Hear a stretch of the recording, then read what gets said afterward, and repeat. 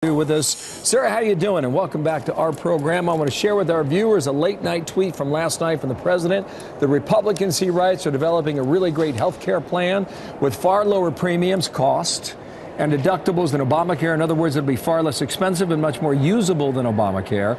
Vote will be taken right after the election when Republicans hold the Senate and win back the House. It will be truly great health care that will work for America. That leaves you thinking we're not going to see your plan until after Election Day. Are we wrong? Well, first of all, any solution to health care requires, in this environment of a split government, a bipartisan effort, and so far we have not seen any willingness of the other side, particularly in the House, to even approach that. But let's be very clear today.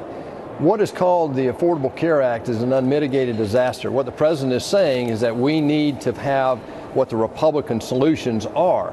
And let's be very clear about this. What's out there right now is untenable. In my state bill, 96 counties of 159 only have one carrier. In 2014, Obamacare fined 8 million people over $2 billion because they didn't sign up for Obamacare.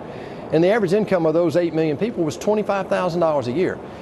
This insurance package that's being offered to most people in my state is so expensive that they can't afford it. So even though they claim they're covering pre-existing conditions, if you can't buy insurance, you're not protected of anything. So we've got to fix this. Senator, how specifically do you want to see your party proceed on this issue? Well, I think it's time the Republicans put all the infighting away in our own caucus and tell America what we stand for. But let me be very clear on this as well, Senator.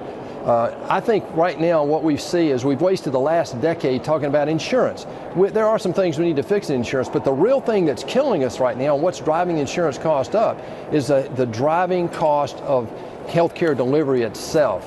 And so we've not really addressed that here. We spend $34 billion a year with our NIH and other researchers on some of the most costly diseases out there. We know that cancer and diabetes and Alzheimer's, particularly in late life, are really driving these healthcare costs. We need to get at those drivers of healthcare costs. Let's get to topic number two, because this topic we're going to talk about for 2 years. I think you would probably agree with that.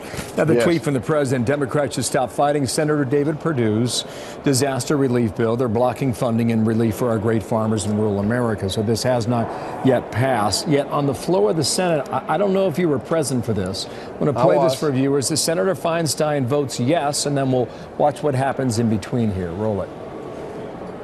Mrs. Feinstein, aye. So you heard that, and then Senator Schumer and Senator Feinstein have words of some sort in between with each other. It looks heated, and then they come back for this response. Mrs. Feinstein, no. Can you explain that vote and change your Not on your bet, no. What you just saw was the ultimate in political hypocrisy. Senator Feinstein voted no eventually to $6 billion of aid for her state for the victims of those wildfires out there. This is ultimate political hypocrisy, and this is the reason that most people out here in America are so furious with the Senate right now. Look, these farmers in the Southeast have been devastated. Not only that, you had $6 billion of benefits that need to go to wildfire victims, now the flood victims of the upper Midwest, as well as food subsidies for the people in Puerto Rico. President Trump, this is a compromise bill that was offered up, and President Trump supported this bill all along, negotiated it, and was totally willing to sign this into law. And that's the only reason we got it on the floor to have a vote. What does it tell you, the fact that we have heard from so many Democrats saying that they want to help Puerto Rico, but then to have this vote against this disaster relief? Well, it's political hypocrisy. It's nothing but partisanship. If you were Nancy Pelosi or Chuck Schumer, would you let this president have any victory on any issue right now? It's the same thing we saw on border security.